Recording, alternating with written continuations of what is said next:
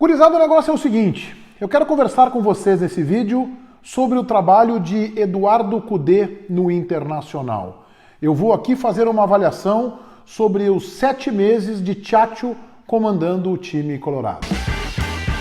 Vamos lá então, vamos analisar o trabalho de Eduardo Cudê à frente do time do Internacional. Ele que veio da Argentina, começou a trabalhar em janeiro, primeiro a montagem, depois 2 fases de pré-libertadores, início da fase de grupos, Campeonato Gaúcho, derrota no primeiro turno, parada pela pandemia durante 3 meses e meio e a retomada agora, e ele já tem embates decisivos, pelo menos na competição regional daqui para frente. Mas antes de prosseguir, eu te convido para que você se inscreva no meu canal, ative as notificações e deixe aí o seu like. Futebol tratado com isenção editorial, com foco na dupla Grenal. Feitoria? Vamos lá, te inscreve no canal então. O Cudê tem 18 jogos comandando o Internacional, 10 vitórias, 6 empates e 2 derrotas. E aqui está um problema. São 2 derrotas em 2 clássicos. O Cudê só perdeu para o Grêmio. Primeiro no Beira-Rio, semifinal do primeiro turno, Grenal que o Diego Souza fez o gol no finalzinho do jogo, e agora o Grenal da pandemia, depois da parada, e em Caxias 1-0, gol do menino Jean-Pierre em cobrança de falta. Bem, eu já vou antecipar aqui que eu acho que o Eduardo Cudê faz um bom trabalho no Internacional. O trabalho dele é saudável. Eu vejo alguns progressos. A parada da pandemia, como acontece com todos os clubes do futebol brasileiro, numa primeira avaliação, não fez bem para o Internacional, mas eu quero dizer para você, que está me assistindo aqui no YouTube, que eu confio no trabalho do Cudê. Eu acho que é um trabalho que vai dar certo. Eu acho que o Internacional fez uma escolha acertada, ainda que a amostragem seja pequena. Ah, mas já temos 7 meses, já estamos entrando no mês de agosto. Sim, mas com 3 meses e meio de futebol parado. E com quase 1 mês de janeiro de planejamento tão somente e treinamentos muito mais de pré-temporada. Então o Cudê tem fevereiro, tem metade de março e a volta agora, a partir de julho. Já são 18 jogos. Ele tem um tropeço relevante, na minha opinião, que é o Grenal do Beira-Rio. Porque aquele Grenal alijou o Internacional de sequer disputar o turno com o Caxias. Então, este é o tropeço. O Grenal da pandemia foi um Grenal num gramado ruim, o Inter não foi bem, o Cudê fez opções erradas, o Grêmio também não fez lá uma grande partida e circunstancialmente o Grêmio chegou à vitória. Mas, é verdade, o Grêmio jogou mais futebol que o Internacional e o Grêmio esteve mais organizado taticamente. E o Cudê cometeu erros.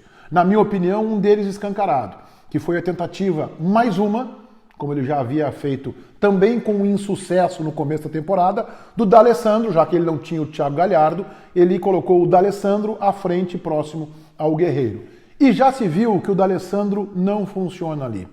E também já se pode observar que o D'Alessandro não atravessa uma grande fase, não atravessa um grande momento. E talvez o Cudê tenha que realmente deixar o D'Alessandro no lugar onde ele estava começando a deixá-lo antes da parada da pandemia, no banco de reservas, como alternativa para entrar no decorrer das partidas. O Internacional do pós-pandemia não repete o Internacional antes da parada. Bom, isso aconteceu com o Flamengo, por exemplo. O Flamengo ganhou o Campeonato Carioca em cima do Fluminense, se arrastando em campo, contra um timeco montado pelo Odair Hellmann. O Odair fez mágica de conseguir chegar à final contra o poderoso Flamengo e mesmo assim o Flamengo foi melhor em campo, mas não goleou, não enfiou 3, 4 ou 5. Então o Flamengo foi melhor que o Fluminense, foi, mas não é o Flamengo de antes da pandemia. Não é o Flamengo, por exemplo, do ano passado. Então o Cudê, eu confio, vai conseguir resgatar e recuperar o futebol que o Internacional estava mostrando, por exemplo, no mês de março, quando teve um Grenal de enfrentamento na Arena e o Inter foi superior ao Grêmio. Não venceu, mas foi superior. Esteve mais próximo da vitória. Isso também pode se justificar porque naquele momento o Inter tinha um nível de competitividade, uma exigência maior que o Grêmio. Quer saber por quê? Porque o Inter disputou 2 fases de pré-libertadores. 4 jogos. E o Cudê foi bem nesses jogos. O Cudê teve a grandeza, inclusive, de montar um esquema que ele achou que fosse o ideal e passada a fase de eliminatória, que é sempre traiçoeira, e grandes clubes do futebol brasileiro já tropeçaram nessa fase, como o Corinthians alguns anos atrás e também o São Paulo recentemente. Então, passado por essa fase, ele corrigiu o time.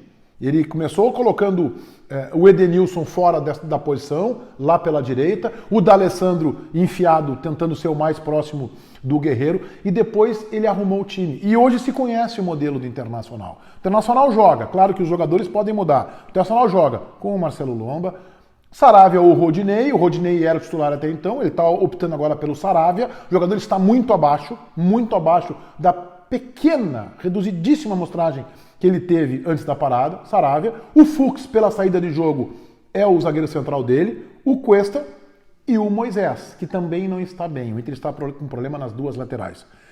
Ele estava, talvez isso é um outro êxito do Kudê, ele estava questionando o Musto, tanto é que no jogo contra o Aimoré, ele testou o Lindoso naquela posição, mas agora o Lindoso se machucou, talvez o Musto, o Rodrigo Dourado não está pronto ainda, recupere a condição de titular, mas o Kudê já mostrou que não está fechado para essa questão. Musto, Edenilson, como o Musto quase entre os zagueiros, Edenilson, aí ele coloca Marcos Guilherme pela direita e o Bosquilha pela esquerda.